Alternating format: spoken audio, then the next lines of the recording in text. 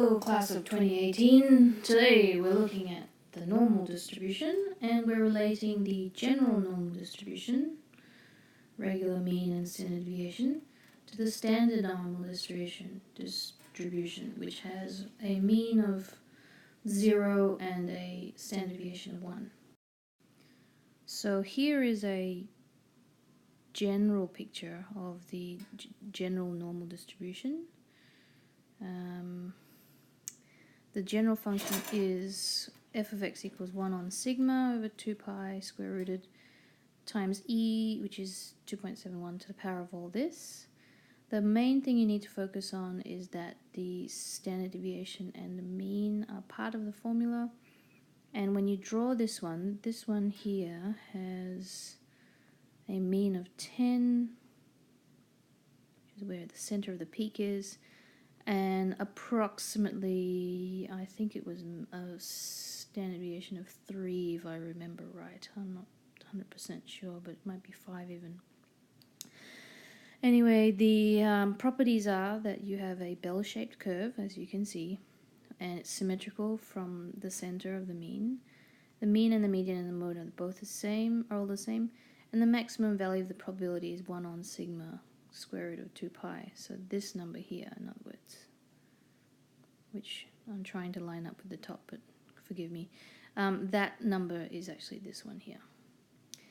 Now, the standard normal distribution is the standardized version, where the mean is 0 and the standard deviation is 1. And so the shape of that is centered on 0 and has a standard deviation of 1, which means that it looks a lot spikier than the red graph here. The formula is a reduction of the general form, so instead of the standard deviation it's 1, and instead of the mean it's 0, which reduces it to this formula here. So here we have a graph of the two formulas side by side. The purple, do I have a purple? Close enough, I'll call it blue. The purple one, it has a mean of 0 and a standard deviation of 1. The red graph from before has a mean of 10 and a standard deviation of about 5. So you can see that you can transform the blue curve or the purple curve to the red and vice versa. It's really easy to start with the general and go to the standard. So if we start at the general one, the first thing that happens is it translates mu units in the negative x direction. So this graph gets shifted by mu units to the left. And then a dilation of factor 1 on sigma from the y-axis. So if I do a little bit of a sketch here, I start over here and I move that way, and so then my center is at 0. Then this dilation of factor 1 on sigma means it's squashed inwards, and then this dilation of factor sigma from the x-axis means it's stretched upwards. Hence we go from the red curve here to the purple curve there. Now, to go backwards, you will start at the purple curve, and you have a dilation factor of sigma from the y-axis, so they're doing the spread outwards. Then a dilation of factor 1 on sigma from the x-axis, so it squashes down. Then it's followed by a translation of mu units in the positive x direction. So if I draw my sketch in this one, I start off very skinny. I then have a dilation factor of sigma from the y-axis, so it gets fatter, and then it gets shorter,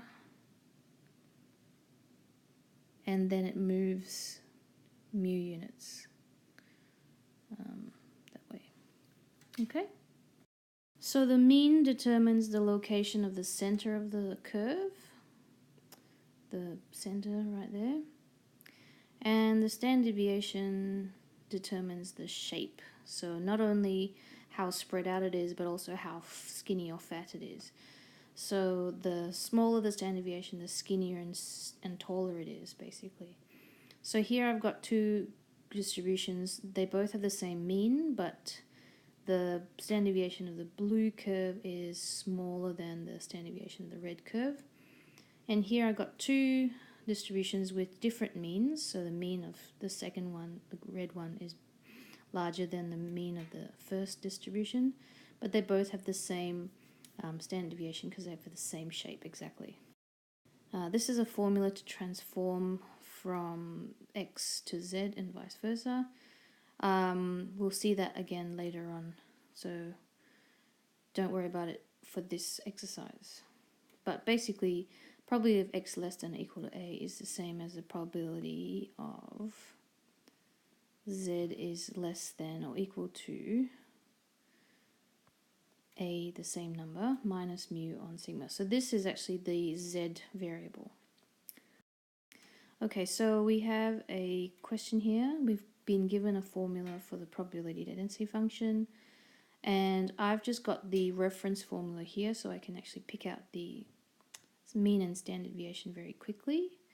So here the mean is 10 and the standard deviation x minus sigma, so the standard deviation is 3.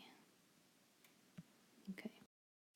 So here I have a question to sketch the graph of f of x, and my rough sketch should give me an idea of what I'm looking for. I know that the mean is 10, so I know the center is 10, and I know that it will fall away very quickly, 1, 2, 3 standard deviations away. So roughly I know it should be gone by 20 because it's 3 times 3. So 10 plus 9 is 19, so it should fall away by then. Now I could actually use my calculator, which I do. So if I put that into my CAS calculator and then I do a zoom fit,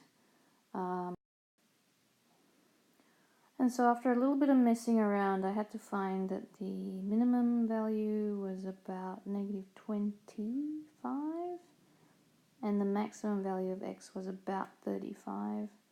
And so I got a shape that was something like this. And it was centered on 10. At 0 it was here. And so it was still decaying slowly. So this example will ask you to describe the set of transformations which start with the general distribution of a mean of 4 and a standard deviation of 2 to the standard probability, standard normal distribution.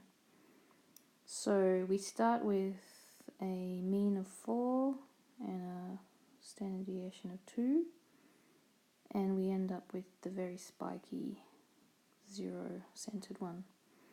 So your first one is that you have a translation of 4 units in the negative x direction. And the second thing that happens is a dilation of factor 1 over sigma, or 1 over 2, from the y-axis. And that means it's squashed inwards that way, like that. And the third thing that happens is that there's a dilation of factor 2 from the x-axis, which means that there's a stretching upwards by a factor of 2.